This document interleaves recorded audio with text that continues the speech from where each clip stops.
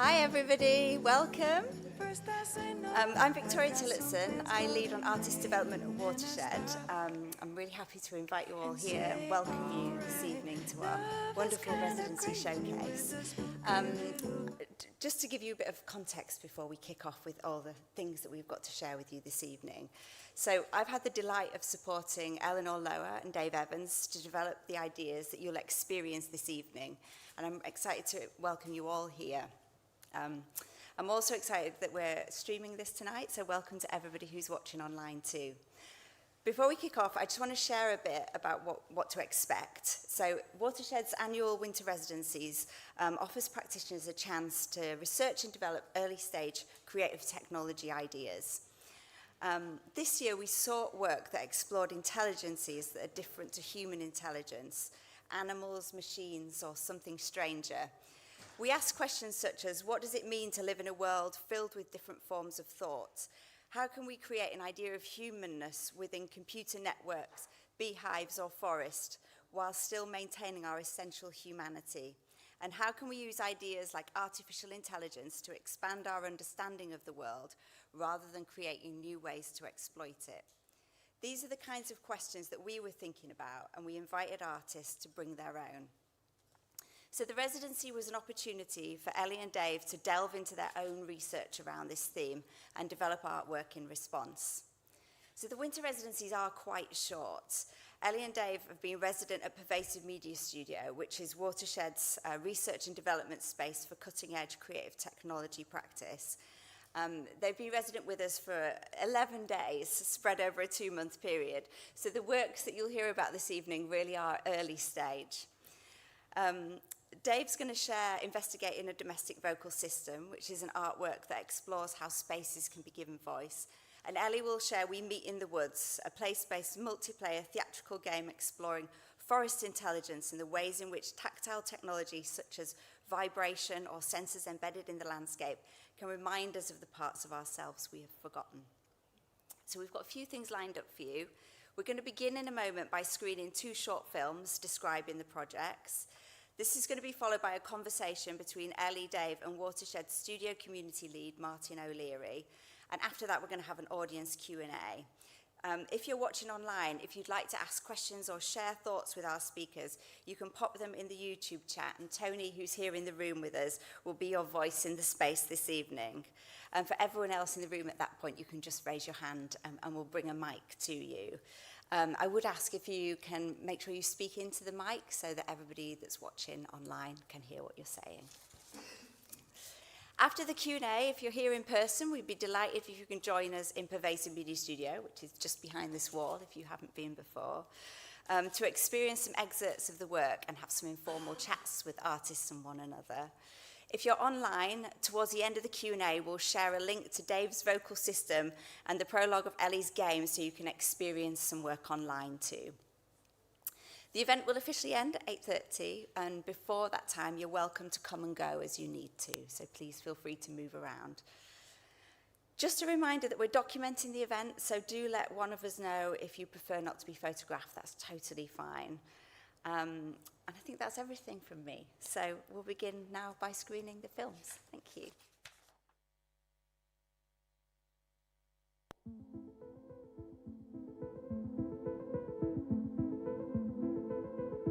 My name is Dave Evans. As an artist, I like to think about how things are connected together. So I like to think about the physical and the digital and the human and the inanimate to kind of explore the systems that we're tangled up in. Prior to coming on the residency, I was doing a lot of broadcasting from home, and this broadcasting tended to be late at night when my children had gone to bed, and I would do things like broadcast the sound of the washing machine or the sound of me doing the dishes. It started out just as a way of doing something, of connecting to the outside world, you know, and pushing back a little bit against the kind of isolation of being a parent to young children. As it went on, I kind of started to think about what it was that I was doing and what purpose it might serve and what the language that I was using was. I've begun to wonder what the difference between the sound of the home is and what the voice of the home is, and whether the home can be said to have a voice.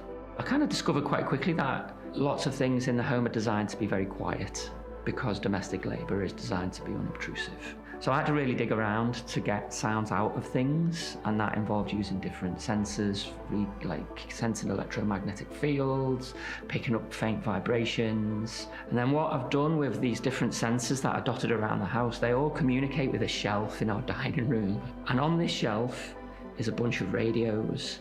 And all of these radios are picking the signals up from around the house, they're playing them, and then they're going through a bank of like vocoder, guitar pedals and harmonizers. Then they're broadcast then to the internet, to a web page that anyone can listen into. The sounds that come out of these assemblages that I make, the way I think of them is kind of like co-productions or collaborations. Sometimes it can be harmonious, sometimes it can be chaotic, sometimes it can be horrible. That's the kind of the reality of domestic space, especially with young children. I don't feel like I'm a performer performing the house. You know, I think it's important to say that. It feels like a tangle of things that come together. If I'm doing anything, I'm duetting with these things. By giving something a voice, it allows you to connect to it. You have a common ground, I guess, with you have a voice, it has a voice. My hunch is that there's a type of intelligence there, but it's just not the type of intelligence that we would normally associate with intelligence, you know. One of the things that I wanted to do by the end of the residency was have a kind of a fully formed vocal system.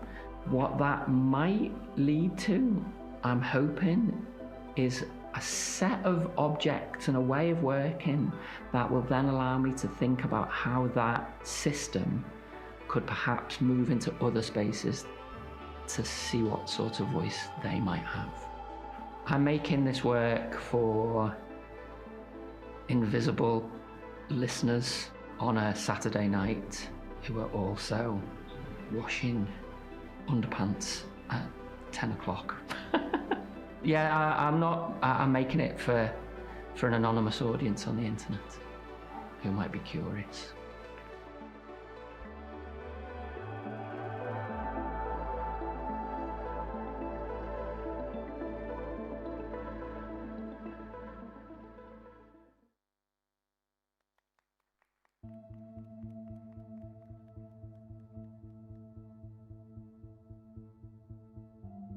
My name's Ellie and I'm a writer, director and a multidisciplinary artist. I'm excited about liveness in all of my work, and my practice engages with text and archive and creating opportunities for collaboration, for people to be in a space together making a lot of noise, taking risks and exploring the sort of frictions where things work or they don't work, and where we have to open ourselves up to be porous to each other and be tender with each other, and just finding those opportunities for joy in amongst all of the noise of everyday life. During the residency, I have been exploring an idea that I'm calling We Meet in the Woods, which is a sort of interactive, playable theatre game through which the players, guided by a sort of a narrative, will be collided with each other to explore these moments of collective decision-making, where they'll be able to influence a narrative together. It will kind of hinge on consensus building and being with each other in a place. At the moment, I'm imagining that that place will be a forest, and that through the story, they will be invited to become more porous, both to each other, but also to the space around them. That might be through some tactile technologies, where they press some buttons or like put their fingers in the soil or like do some touchy-feely stuff in the space, but also through held moments where two players will stand beneath a tree and have to decide where they want the story to go next.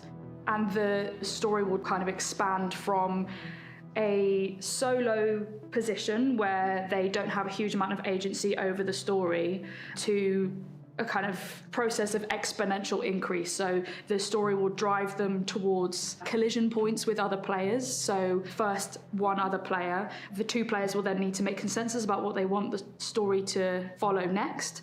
those two will then be collided with another two who elsewhere in the forest have been having the same experience. They'll come together to be a 4, and my hope and intention is that will go from a 4 to an 8, and then if there's 16 players, from an 8 to a 16. My hope is that over that process, they are building a story together that will culminate in 16 people saying, and this is how we want the story to end.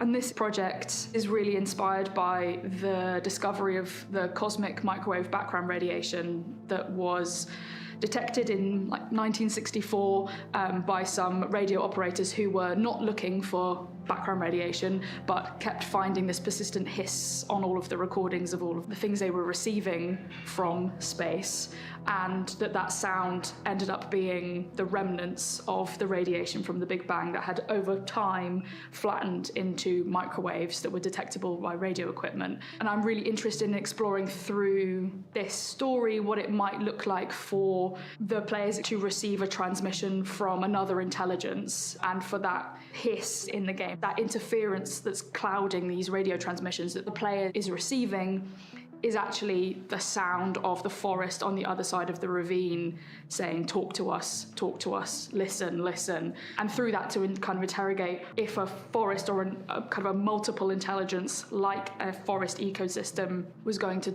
say anything to us or communicate anything to us, what that might be.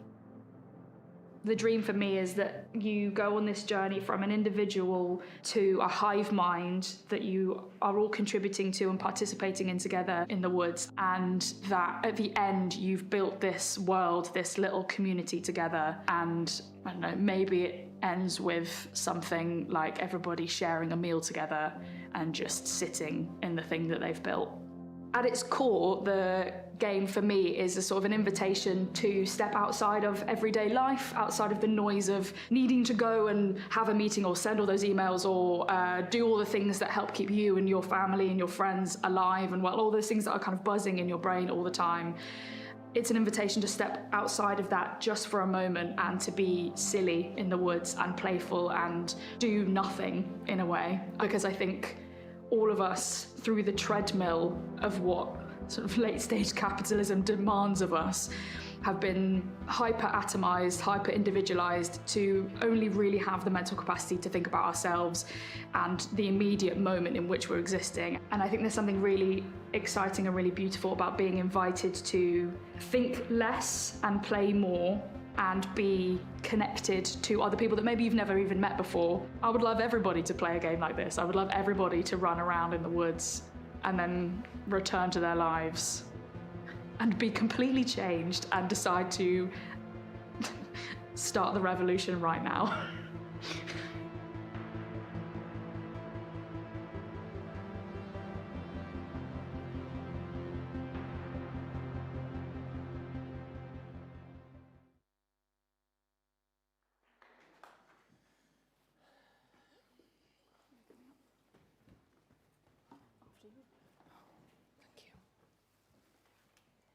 All right. Well, hello. As Vic introduced, I'm Martin O'Leary. I am the studio community lead at the Pervasive Media Studio, and along with Vic, I've been running this Watershed's Winter Residency program for quite a few years now. But this year, we are absolutely delighted to welcome Dave Evans and Elinor Lower, and we're going to have a little chat. There will be a chance for you in the audience to ask some questions, but I'm going to kick off with a few of my own first. So I think first, nice easy softball. I was wondering if you could talk to us a little bit about how the ideas have evolved from sort of the beginning of the residency towards where you are now. And Dave, you can really start with that.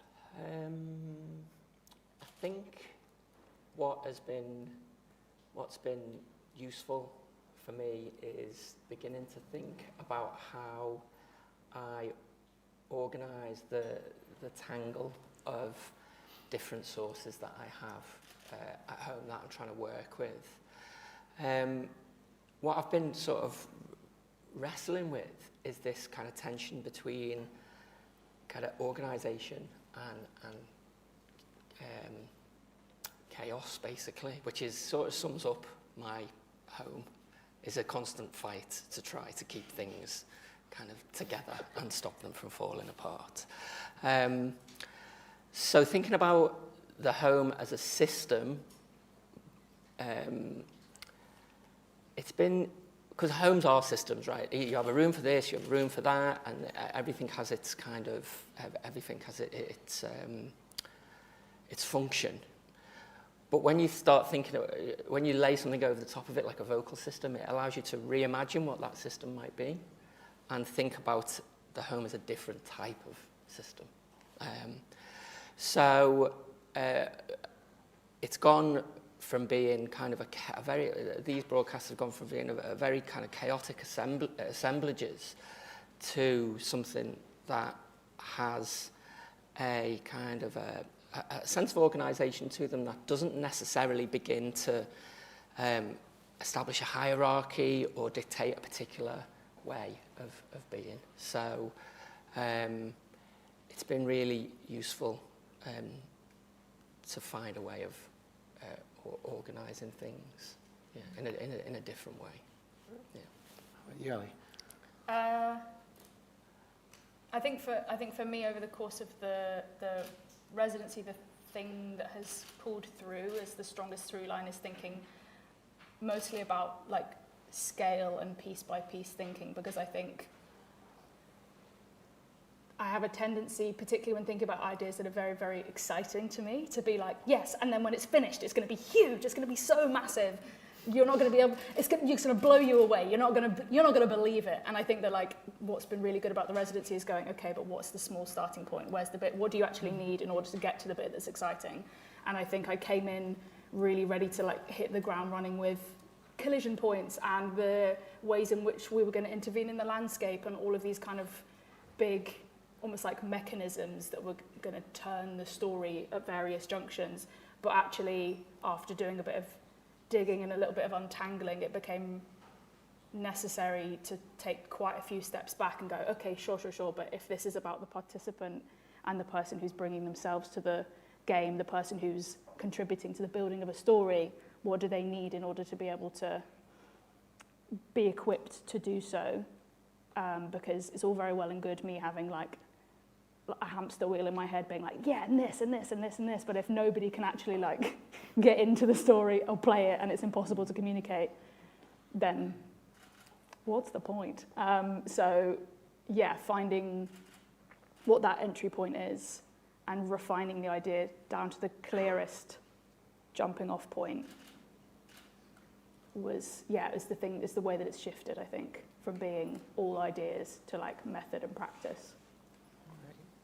So this is sort of picking up on something where, obviously in the videos, Ellie, you talked a lot about agency, and that's something that sort of comes, I think, for me at least, comes out of this other mind's idea of like, what does it mean for something to have agency? And I was wondering, Dave, could you talk about that in the context of your work? Because it's not a word that you used in the video, but I know it's sort of there in the, or for me at least, it's there in the work. It's about like. Yeah, I think it's an interesting thing to think about, the relationship between intelligence and voice, and how voice is associated with language and words, which is kind of very rational, but it's also associated with song, which is very kind of expressive and, is arguably beyond language. So the question around kind of agency and intelligence in relation to the house and the home and creating a voice for a space, I think it's kind of tricky because obviously the space doesn't have that intelligence or that agency in a conventional way. But I had a conversation with James Bridle last week, who wrote a great book called Ways of Being that I found through this residency, and I mentioned this to him, that agency crops up and intelligence crops up, and how do you have a voice without a kind of conventional intelligence? And we started talking about my fridge, and the question was, does this fridge have agency? And doesn't have agency in the conventional sense of the word, but the way the conversation went was that this object, it does something in the world. Fridges do things in the world. They keep our food cold. The invention of the fridge has allowed us to have a different type of diet, and that different type of diet has probably changed the way, the shape of our bodies. So the fridge, kind of the conclusion of this little bit of a conversation was that the fridge does have a certain type of agency. It does change things in the world. It allows you to do it gives us the opportunity to do certain things and changes things in the world. And arguably, that is agency. It's an agency that is kind of deeply embedded in the history of the object, in a sense. Did anybody understand that? Makes sense to me. Ellie, did you understand? I understood. I thought it was great.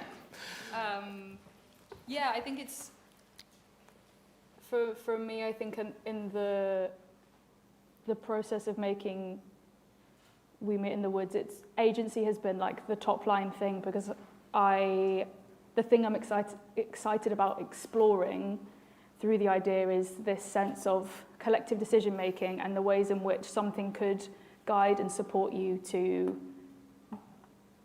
be in community with other people and be porous to other people. And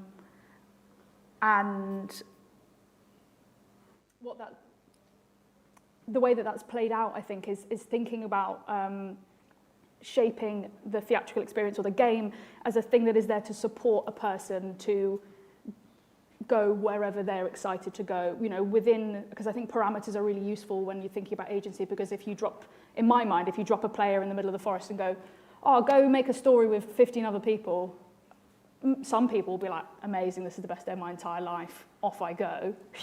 But I think most people would go, what direction, in what way, how long do you want me to do it for, am I supposed to go this way or this way, where's everybody else? And I think that so then designing a game or designing an environment that supports people to go within this parameter, within these spaces, you have some options.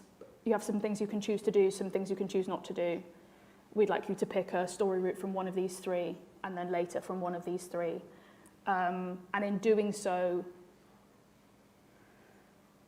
it's not total free reign, but that you maybe get to worry less about total decision making and instead just enjoy the kind of the pleasure of making choices. The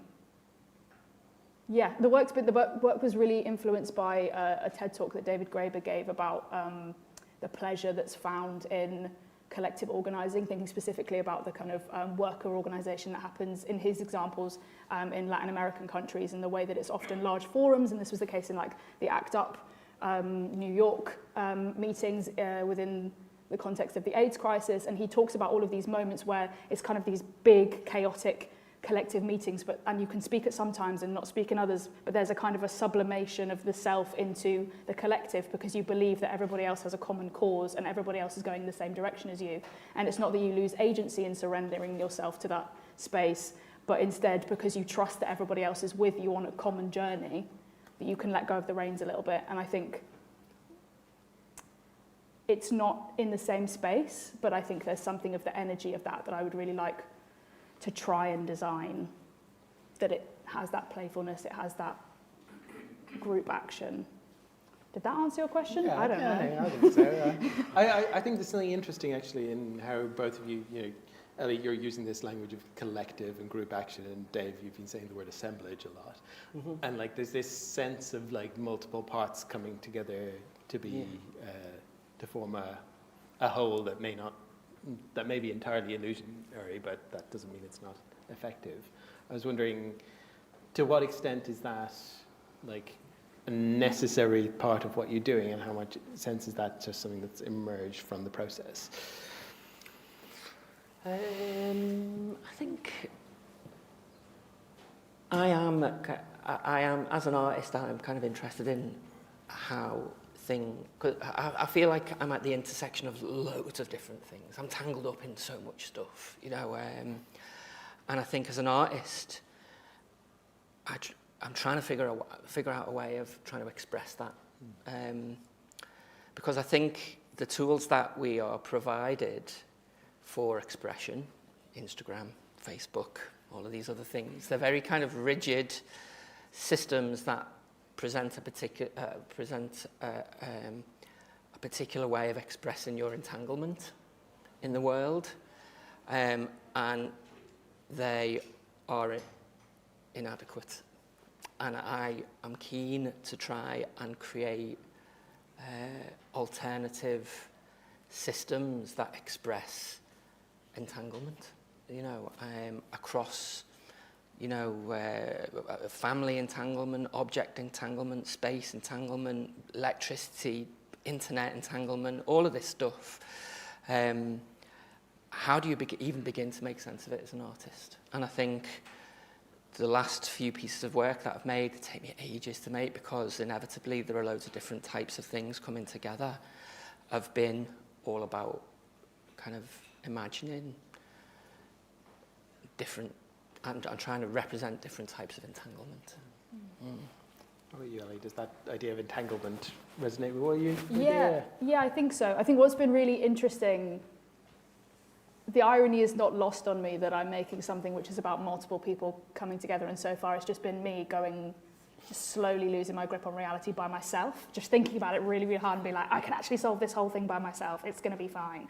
And that actually, like, an idea like this, I think something that's become really clear is that it necessitates actually more complication, more minds, more people kind of contributing to it, which has been an interesting realization that I think I probably could have anticipated at the beginning. But yeah, for me, I think there's something about sort of slightly exploding and complicating the form of the choose your own adventure game that is kind of at the core of the thing for me, which is that a lot of our ways that we play games are you as a user entering something and being like, I'm going to go this way and this is the story I want to do. I'm going to turn to page 86. Oh no, I died. I'm going to go back 10 pages and undo that, and I'm going to go this way and this is the choice that I'm going to make. And I'm interested in complicating that and creating spaces for people to have to negotiate with other people and have to negotiate with others in order to decide which story route they're going to take next, because you don't just get to do whatever you want. And that comes, I think, from, like you were talking about, the things that you've made in the intersections that you sit at. Most of the work that I've made over the last sort of, 7 years has been in like hyper collaborative devised theatre spaces. It's mostly been in rooms with like 30, 15-year-olds trying to make something over the space of 6 weeks, or with a bunch of other artists trying to negotiate what a show that we all want to make and will all be satisfied by might look like. And I think those are the most generative spaces where you are pushed by other people to think further than you perhaps would by yourself, and are offered different ways of thinking, because I'm a big believer in backing yourself and thinking that you've got good ideas, but sometimes your ideas are not as good as other people's ideas. And I think that it's really necessary to be confronted with that in a way that's not super confrontational and is a little bit more lighthearted. And also, I think thinking about the other minds thing, something that we were talking about is that, like you were saying, all of these networks, all of these complications, these entanglements, they exist in the world already. Like, we don't need to invent new systems and new ways of being. There's already all of these models in the world that function perfectly well. Like, our monocrop forests are not thriving because we're not letting them do the thing that they are supposed to be doing, which is be incredibly biodiverse and sharing resources and making sure that, because there's dense tree growth, that the storms can't get in and blow all the trees down. But if we plant them in strict lines, in a way that they would never have naturally emerged, then like the wind can get in and make a gap, and then suddenly the temperature's not regulated and the undergrowth can't flourish and the animals can't come and make habitats and stuff. So that we should be looking to the more complicated, messy, tangled root systems that exist elsewhere, rather than thinking that we can organise our way out of messes that we've made. Could you talk a bit more about, I think both of you are making work in quite unconventional artistic spaces, whether that's the woods or the kitchen. Ellie, could you talk a bit more about that desire to like get out and make something in nature? Yeah, I think for me it's really rooted in the sensory experience of being somewhere where the kind of the code of behaviour is not the same, and allowing ourselves to literally step out of the types of places that make us feel like we're on the treadmill, that we're in our kind of individual track, just going from, you know, whether it's like literally going from 9 p.m. until 5 p.m. and like putting our earbuds in when we leave the house and not talking to anybody until we get to the workplace where we already know all of those people anyway. We do our little work thing, we put them back in, we get the bus and we don't make eye contact with anybody and we go home. So like literally supplant that into a space where the trees aren't doing that, the trees are talking to each other, they're texting, they're sending messages 24/7. And I think that there's something really nice about putting ourselves in spaces that are not obeying the rules that we have created for ourselves. For it being a space that's like, by extension, you cannot keep clean. There's going to be like dirt and you're going to sit on the ground and your bum is going to get damp, and that's fine. And just letting it force you to be a little bit more porous to things that are not designed for comfort and are not designed for optimization, and by extension letting that open the door to being more playful and more silly and less regimented. There's probably some other thoughts, but I'm going to stop talking.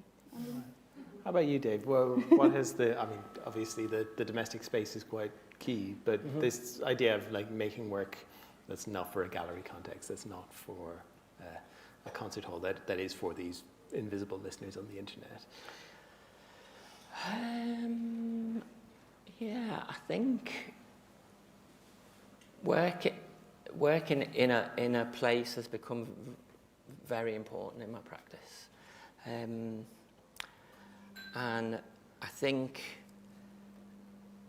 what it kind of relates to, I think, is trying to orientate myself and my work in a world that is kind of infinitely large. You know, everything's networked, and that can be, if you're not comfortable with massive amounts of information and global scale things, I do get overwhelmed, and I do feel like I want to try to make sense of it. And one way of making sense of it is looking at where I am, or situating the work in a place and using that as a ground for kind of trying to figure out what is happening in my world and where things are connecting and what is going on. So I think for me, it's about, the place is all about orientation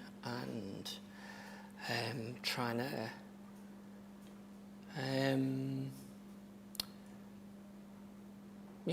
I don't know. My mind's just gone blank there. It happens. I mean, I started working at home because while I was looking for another place to work in.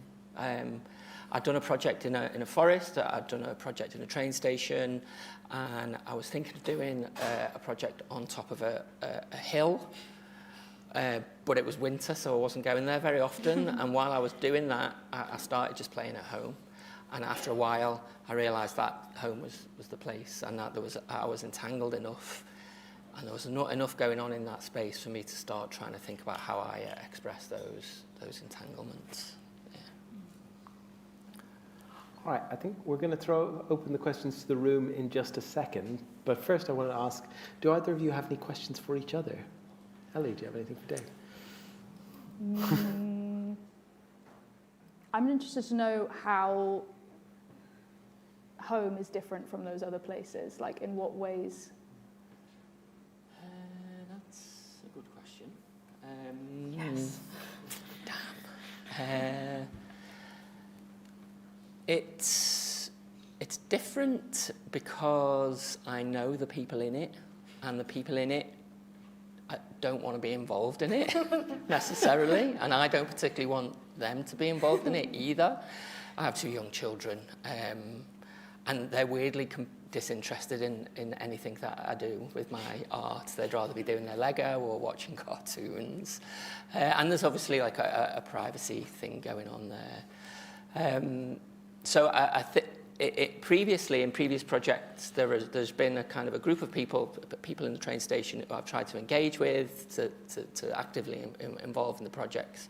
Here, at home, I'm quite weirdly kind of working, I'm trying to avoid the people in the house. I mean, I'm looking for traces of them, but I'm not kind of that, I've been avoiding capturing voices. I don't want to surveil my own family, you know. I don't want to be setting up kind of bugs in the house. So it's been an interesting challenge, because it's forced me to think about the objects and the devices that I'm surrounded by. The stakes are just a lot higher at home as well, because you're in an environment, a caring environment, and you know, I want the work to try to express the complexity of those relationships without actually using the people, if you know what I mean, and the activity that is hidden. I think of these broadcasts in a weird way, like net curtain. You know, you have net curtains on your windows to kind of regulate how much people can see into your house. It's sort of like you can see in, but you can't see it fully in. So you've got this sort of barrier, this semi-transparent barrier, that I think the broadcasts have become like an audio net curtain. That's just come to me, that's great. Where I could kind of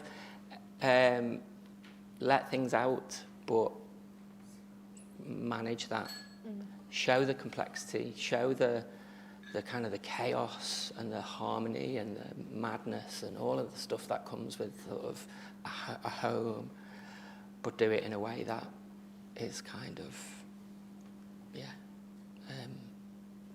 obscured or hidden a little bit. I don't know.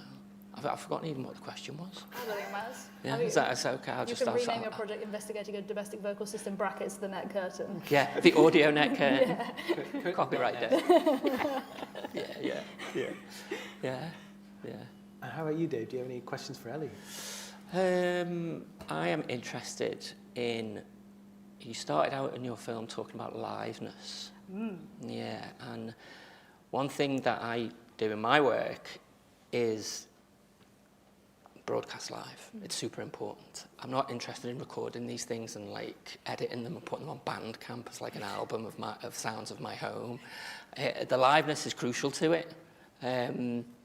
So I'm kind of interested, I kind of understand how the liveness is important in relation to the collaborative aspect with the humans. But what about the other liveness? Where does how are other livenesses, is that a word? Yeah, sure. That's a word. Other livenesses feed into the work. Are you kind of interested in Yeah, I'm really, one of the things that when I was talking about pitching the idea to Vic and Martin, was I was talking about sort of like, if it was going to be, big dream, what's the big dream for the idea? I think there's something really exciting to me about as much of it happening live as possible, because then I think that creates a really interesting theatricality to it, but I think it also both raises and lowers the stakes for all of it, which is that like there will be more mistakes, so if you make mistakes it matters less because it's not a perfect thing to start with, but also it's happening right now and this version of it will never happen again. So I think I'm imagining at the moment that the kind of in-person game element of the thing where people arrive in the forest and they play it together. The dream for me is that the audio track they're listening to is being either like literally said live to them, and that's a broadcast, or it's something that is kind of being operated live. And that equally, I'm really interested in the idea of there being things like microphones or contact mics, various things in the forest that are sort of feeding in either the sounds of what other players are up to, or that there's opportunities for you to leave messages for other players that are not you and the person you're paired with, and for there to just feel like there's this sort of like mycelial information network that's kind of zipping across the forest. Even if you two are sort of over here, there's a world in which like somebody here can press a button and like interrupt the audio track that you're listening to and be like, by the way, we found out this piece of information, just in case it's helpful, bye, like, and just letting that be something playful and and alive, so that it's not like you put headphones on, you're like, off I go to listen to the play. Oh, Yeah, it was an hour long, because who cares? Do you know what I mean? So yeah, letting it be messy and. And what about you mentioned a little bit about the ravine. There was a thing about something on the other side of the ravine. Yeah. And that is I felt like that was kind of a presence in the narrative. Yeah. How does that sort of feed into the It's a great question. Story? And I've changed it since we made the video. So the video is already slightly out of date. We'll just let like John know. It was like 5 days do a ago, new and I'm like, edit it's then. actually different now. Well, I've been thinking a lot about the narrative and how a character that you might be situated in, what their relationship is at the beginning with this forest that might want to tell you things. And I'm thinking about like land elevation and ways in which like a spatial separation from something. Like if you live in a city in the middle of England, do you think about the water in the way that like people in Bristol think about water? Like if you have less of a connection to the thing, how much does it feature in your kind of mental and emotional landscape? And as a starting point in the story, I'm interested in whether, like how far that character is away from the forest. And I think it was going to be that there's a sort of like a chasm, like a physical chasm between the thing, but now I'm thinking it's more of a like the highland and the lowland, and that there's a forest around that people just don't go down into. That's sort of a stay tuned to find out whether I make a decision about that. I think that's what I'm excited about at the moment, but there being, there's spatial separation between the thing that wants to tell you something and the thing that, and where you are, because the geography of the mind and the geography of decision making is interesting to me, I think. Hard to ignore if you're in the forest that there's a forest there. But if you live really far from it, there's no forest. I've never heard of it. Who? Do you know what I mean? Yeah. All right, I think we should probably throw open questions to the audience. So Vic has a microphone. She is going to run around and ask questions. I think Matthew may have got the first one in. I've got two questions. Sorry, I should just say before you talk, if you're watching online, you can pop questions into the YouTube chat, and someone is here. Tony is here to read them out. Sorry, Matthew, go on. Two questions for Ellie, actually. Oh. One's really easy. I'll come to that second. The first one is, I wonder what you started to talk a bit about the role of technology in your idea. What did you understand it to be when you started the residency, and what do you understand it to be now? And then the second question is, where was that filmed? Because it looks amazing. I think Was it not in the UK? I think that Jack and John maybe got some stock footage off of the internet. Maybe. Oh, okay. I thought that, I was like, the budgets have gone up. No. You are No. going to Europe. No, but some of it's Brandon Hill, so. Okay. Yeah, my kind of understanding of at the beginning, my kind of understanding of the role of technology was that I wanted there to be small, in the kind of the short term, thinking about the project, small technological interventions in the environment that would create opportunities for people to interact directly with a space that they maybe would typically just like hike through. Like, let's walk through Lee Woods, and we're going to like walk through it, and it will have been nice, but we will have been talking about what we're doing next week, and we weren't really like in the space. Not so much as a like mindfulness exercise, but more as a sort of like, this is a place where things are happening, and you can remember climbing trees, and remember all of these things that you can do and that you are allowed to do, and there's no code of behavior here.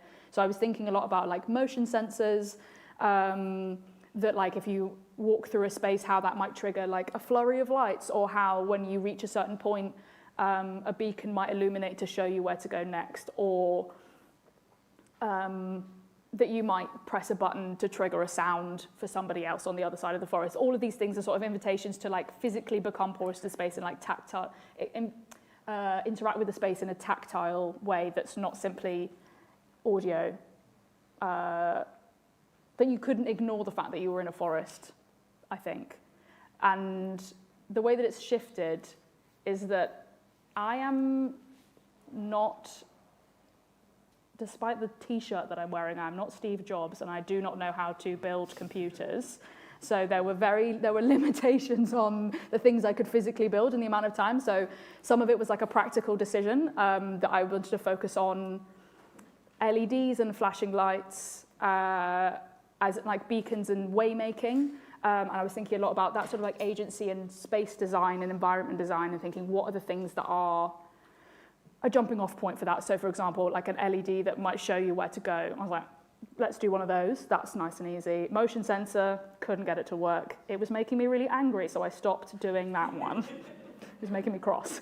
But then through the kind of exploration of agency and how people might need to be supported to tell a story together and interact with a story, I did some tests of some early things, and when we talk about parameters, it became clear that when I asked people to go, okay, you have this information, and then you decide what happens to the story next, that wasn't enough information, and what emerged was that like actually having some kind of script is quite useful. And then I was thinking about like what a fun, slightly dislocated type of technology might be pleasurable for an audience, and I thought about two people arriving in a place, and for the first time they're maybe talking to a stranger, and for it to say like, when the other person gets here, press this button, and you press a button and it like prints out a little script for you to say to each other, as something that is sort of like not analogous to what that space.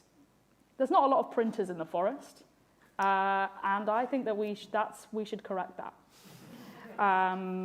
And that's one of the things that I'm going to be trying to test this evening. If people want to come and have a go at that, it would be great, because I think it works, but maybe it doesn't.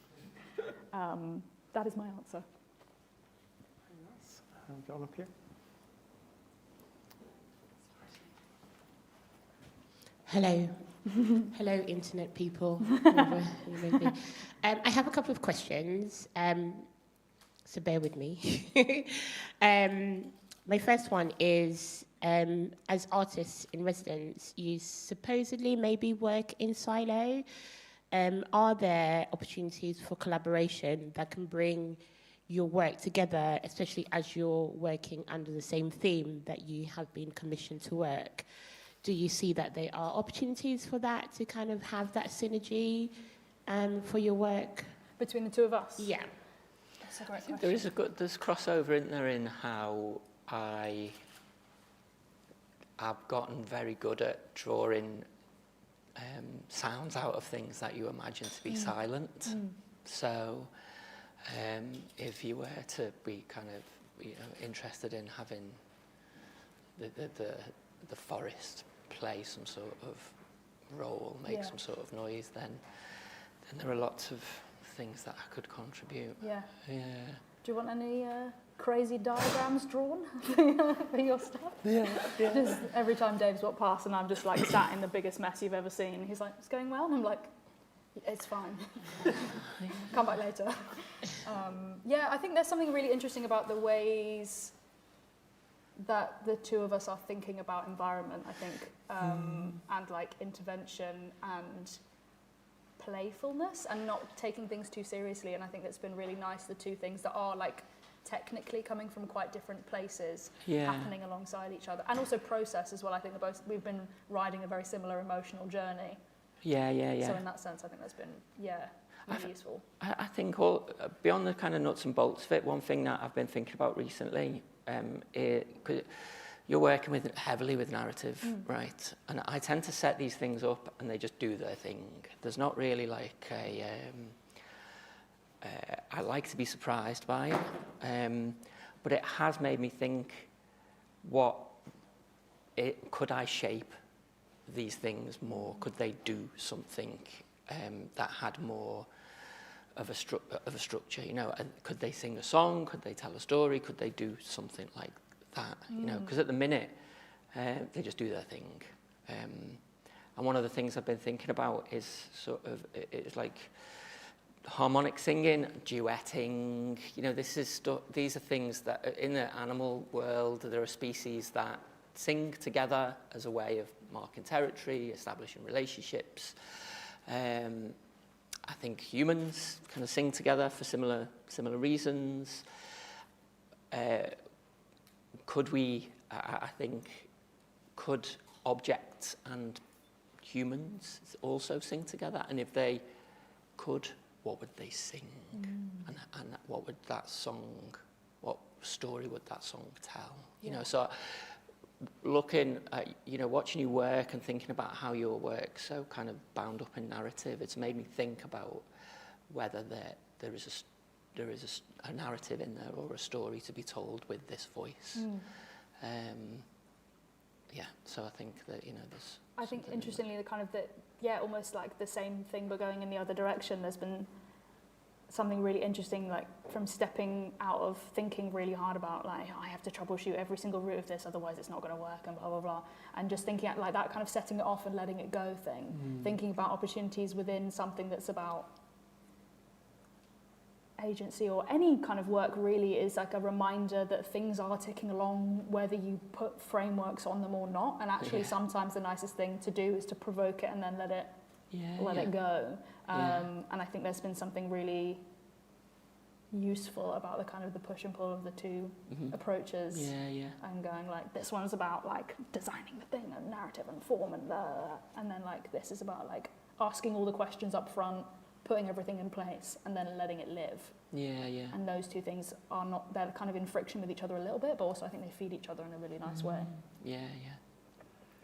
And I think, and I think that will be good in terms of when you think of different aspects of your work. I can just imagine when you're talking about the song of animals and you in nature, and how that can be part of the gameplay or part of, you know, a task that's within the game. I think it would be really nice. I'm really enjoying this, like, additional framework that you're giving us as a, like, Thank you. that's what we're going to do next. We're like, what are we going to do tomorrow? And it's like, we're going to do that. It's perfect. Okay, my second question is around inclusivity and the fact that arts should be inclusive for all.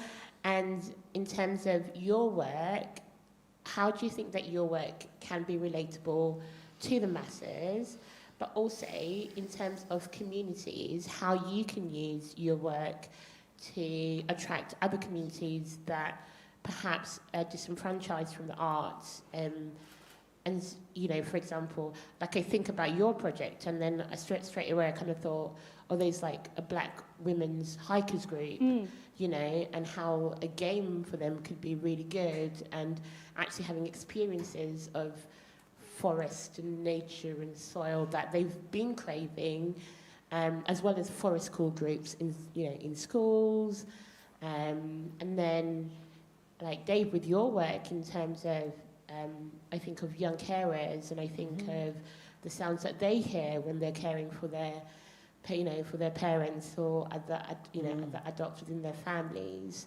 as well. Like, have you, moving forward, are you thinking, is that something that is going to play an aspect in the way you create work and the end product, or not? Thank you. Yeah, I think it's something that I think it would be deeply disingenuous of me to be making something about collective action that's not collective action for everybody, that it could potentially be exciting to. And I think that there's something inbuilt in this idea of, like, people coming together to share in a story and to share in making something that demands inclusivity and demands accessibility. And I think that there's something really exciting about that being built at the core of it. And and in that, actually, there's a richness to the narratives that can then be explored, because of the diversity of your participants and the inclusivity of your participants. It doesn't have to be so singular, it can actually go to so many different places. Yeah, for sure. Shall I repeat that just for people who are on the stream, that Renee was just saying about that enriches the potential of the quantity of stories that you might tell and the narratives that you might wander down, if there's kind of a multiplicity of voices that are sharing in that story making. I completely agree, and I think the work is really informed by it's really been enriched by some recent projects that I've been part of with some artists like Jack Young and Zakiya Mackenzie and Nick Rawlings, and we've been thinking a lot about sort of the ways in which people are in forests and they are in green spaces, and what those legacies of land justice and colonialism, and for example, like I did a project at Ashton Court, and we were thinking a lot about the trees there. There's like redwoods and cypresses on the grounds of Ashton Court that are there because of colonial extraction. And I think that there's something really important as a story like this progresses, that we don't just think about forests as a representation of like the green and pleasant land, sort of like eco-nationalism thing that sometimes emerges when you make work about nature in the United Kingdom. It sometimes is like, and this is the old soil and this is where we've always been, and it gets a bit dicey and you start thinking, is this going to go into somewhere that's a little bit like things were better in the past, you know? And I think that there's something really, I just think there's something, like you said, much more generative about thinking about like the realities of who has access to green space, who should have access to green space, which is everybody, and all of these things being both an intervention in us, but also in an intervention in who we invite to participate in the stuff that we make, and making sure that accessibility and inclusivity are provocations to make work more rich and more tender and more exciting, rather than like, oh God, and then I guess I've got to also do this in order to make sure that people can access it. It's like, that's such a boring way of thinking, when actually you can harness the friction between access needs and experience in forests and all of those things. I've been talking for hours. Somebody else speak. Oh my God. I was lost in thought there. So, I'm so sorry. I think I would. I think my work. I would like to be able to share my work and the systems that I'm making with other people, and encourage and have them think about what it means to make noise, and to be heard. One thing that I feel like I should caveat is that there are before we listen to devices and listen to objects, we should be listening to people. You know, there are people who we don't listen to enough. There are groups that aren't given the voice that they deserve. But having said that, not everybody wants to speak. I don't particularly enjoy speaking publicly. And what I've been doing, it feels like, is setting up a system that allows me to make noise and be heard without having to speak. And I'm kind of stuck at home with 2 young kids. It's very complicated.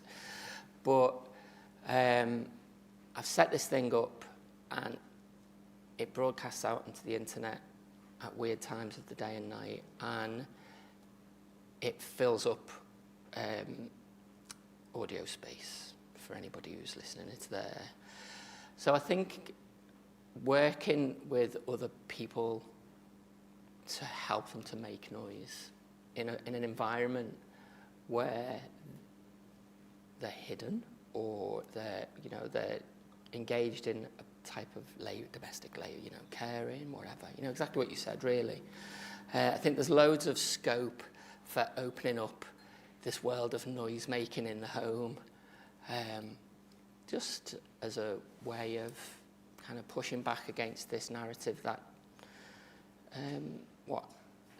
this type of labour needs to be quiet or silent, and out there. I can almost imagine if you're kind of streaming, but then you'd be like, sorry, I can almost imagine, when you're streaming, but then almost introducing like noises from those other kind of parts of the community that you want to reach, and kind of like, like, next up we have noise from Vic, who's in Bristol, and blah, blah, blah, but that kind of opportunity to, so it then doesn't become something where you have to create noise, but giving the scope and opportunity for those people like you that don't want to make noise be able to express their noise and make their sounds as well. Yeah, and every home is different as well. I think we all have kind of unique living environments with different noises. Whenever, I've had some great chats in the studio, and people are always saying, oh, I've got a squeaky stair,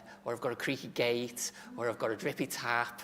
Everyone's house has got its own kind of particular set of noises. Yeah. And, you know, so there's potentially like an endless palette of sounds to be worked with and processed and amplified. And yeah, it's also, sorry, last time, I promise I'm going to stop talking.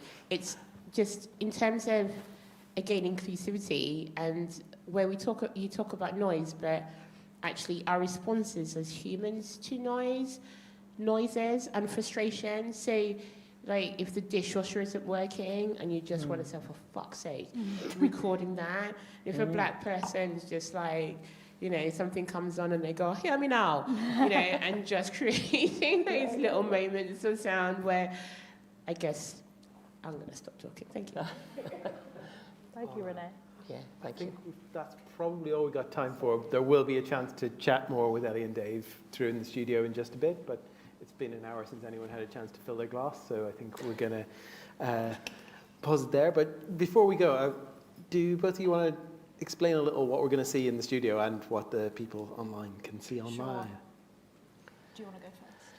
Yes, so I have set up a bunch of sensors in the studio that are feeding signals, vibrations and electromagnetic things to this box, which has got lots of dials and buttons on it, and what those dials and buttons do is create harmonies. So this idea of kind of multiple voices kind of coming together to create a song, maybe. So that song, you could mess about with the switches and the knobs and see how that song kind of shifts. It's got, so you can play and listen to the voice of the space in harmony with one another.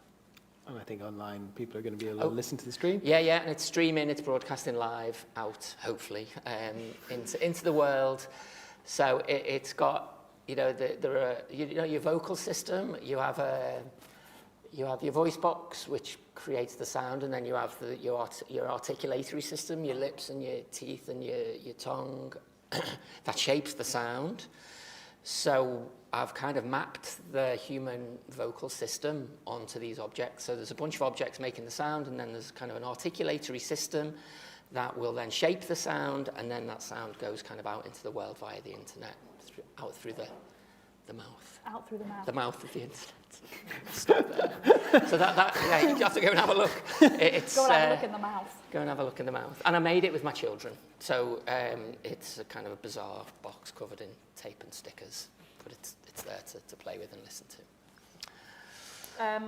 I have got I've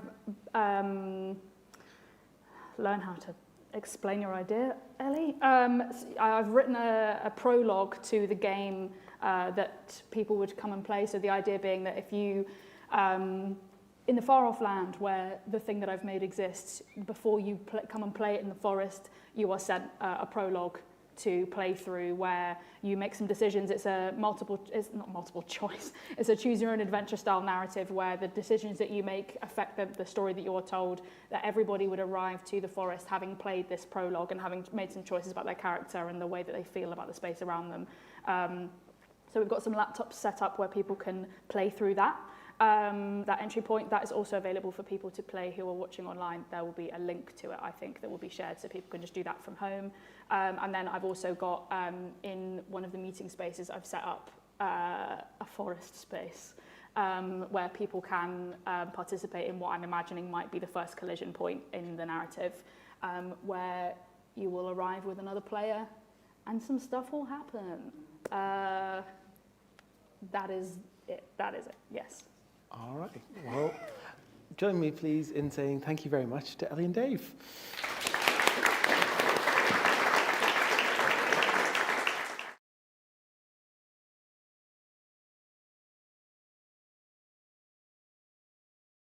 Move on to looking at work. So yeah, thanks to Ellie, Dave and Martin. It's wonderful hearing you chat about the work. Thanks to the team at Watershed who are always wonderfully supportive and help to make this happen. To John Aitken and Jack Offord, who made the films for us, brilliant filmmakers if you ever want to do anything.